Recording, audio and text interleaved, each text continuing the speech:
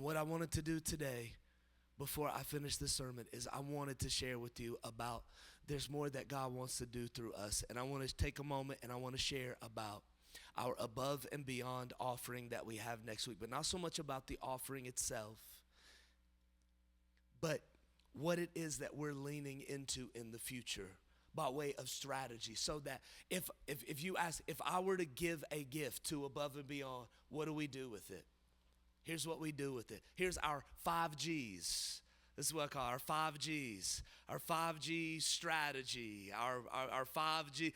I'm a preacher, so I like alliteration. Okay. Also, it's sticky. It's more memorable. It's also probably at the top right corner of your phone if you have one and you utilize it. If you're like, I don't use it because I don't like 5G. Well, when you drive past the tower, think about it. I don't know. When you see the commercial, think about it. I have no idea, but I do know that this is sticky and it's memorable. Here's our 5 G's. The first one is gatherings. Gatherings. You give to above and beyond. You give to the elevating and the enhancing of our gatherings that we're in every single week for us to be able to gather together to worship God. That's a part of it. Gatherings are key and crucial. Why? Because when we see church in the New Testament, it literally means the assembly or the gathering of followers of Jesus. So there's no solo church. There is no Lone Ranger church, independent church. It is us. It's the gathering. It's the first G. The second one is growth. And particularly when I say growth, I mean our spiritual formation courses and groups. When you give, you help us be able to do those. We had 8 this year so far. We've had 8. We are in the middle of this phase of spiritual formation courses in which we have Welcome to NCC, which is the first part. Then we have Live the Life, which is a 3-week thing. And then within Live the Life, I talk about 10 key practices of the follower of Jesus. And I am doing a course on each and every one of those. I just got started. So guess what? It's going to take us some time. It's going to take a minute, probably the next couple of years. And it's like, well, how do you know that that's a good idea? I don't know if that's a good idea or not. How do you know people are going to come? I don't know if people are going to come. I didn't know if people were going to show up here when we started. I never know. But I do believe that we think very intentionally and strategically about that. I want for you to know, when you come here, I have not haphazardly thrown stuff together. I really haven't. I have thought and prayed over stuff. Sometimes I almost feel like too much, if that's possible, because it takes me so long sometimes to have developed. I thought about these things for years before we got started on this discipleship pathway. But when you give to above and beyond, you give to make these things possible. Because when people have showed up on Wednesdays, I had somebody show up one day who said, hey, do I have to pay for the meal? I was like, no, you don't have to pay for the meal. They're like, well, how do you do that? And I said, well, people practice generosity so that we don't have to pay for stuff. When you come here, it wasn't free. No, nothing's free. I know none of the restaurants just were like, oh, you're a church. Here's all the stuff, We didn't go across the street to Food City and be like, hey, we would like some of that for the salads and some of that. We don't get to do that. We have to pay for the stuff. And how do we do it? Through the generosity of people. That's why we don't ask you to pay for everything. Makes business people really stressed out when they look at the model of church. You provide stuff for people and you don't charge them for it. Yep. How does that work? I have no idea. It's a miracle is what it is. Because it happens through the generosity of people. That's how it happens. That's the second G, it's growth. The third one is generations. Generations. We want to elevate our next gen spaces for regular weekly stuff. And we want to add to experiences like what we did last year so that they can have kids camp, so that they can have student camp, so that there can be things like that we're able to actually lean into in addition to week stuff. It's generations. And fourth is good works for our communities. Good works for our communities.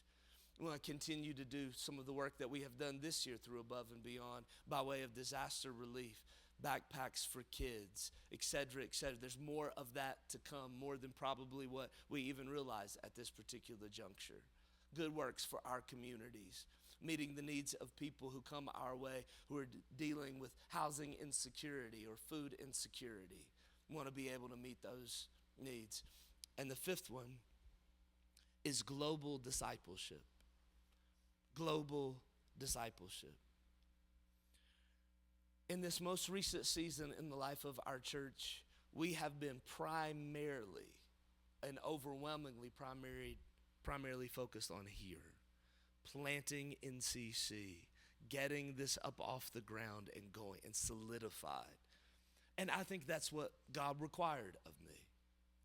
To put my nose down and grind and grit and us do that. But here recently I was having dinner with a friend of mine, a pastor from Pakistan, and we were having dinner together. He'd come for a visit. And he reminded me of past occasions in which I had trained 250 pastors in Pakistan who went all across the country planting churches and making disciples. He reminded me of in the pandemic when I launched an online digital discipleship course for them to be able to go through that they utilized. He began to remind me of all of these things, and he began to challenge me, and he began to challenge me in such a way to say, hey, remember our brothers who are in South Africa in which you taught and you trained. Remember these things that have happened in the past, because you've had your nose down to the grindstone so much in planting the work that God has called you to, and that is admirable, but I do not want for you to forget the global footprint that God has already given to you. I want for you to know that the discipleship strategy is something that we need and that we want to talk through and that we want for you to help us be able to make disciples in these places around the world. And I walked away from that and I said, I've got to make sure that we steward this well. I got to make sure that we steward this well.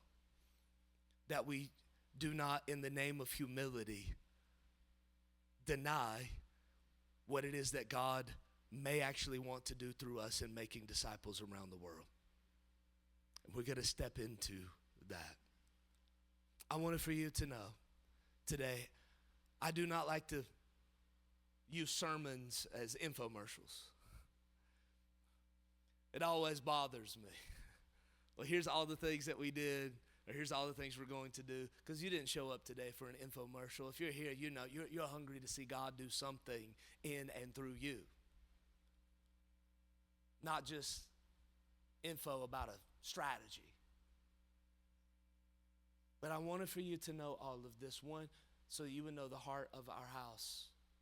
But also, because if you're going to give, I want for you to know what you're giving to. I want for you to have clarity. More than anything, I wanted to bring us to this point. This is the point of real tension, whether it is in regards to you individually or you collectively. It's to see God do immeasurably more in and through you. It takes God's power and your commitment.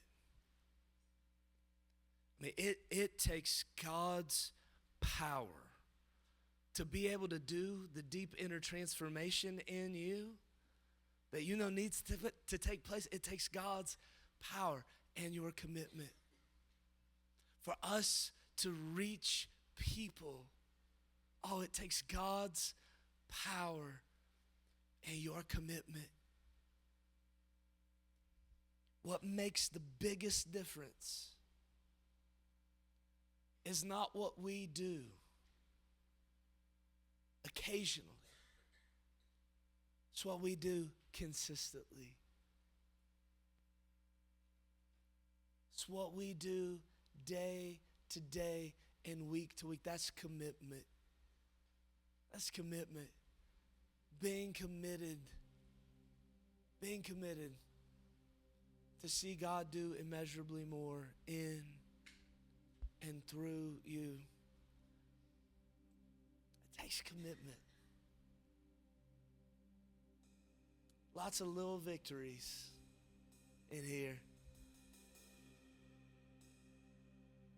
Any great breakthrough that I have witnessed in my life came on the other side of years of being committed to very, very small things and not even doing them particularly well,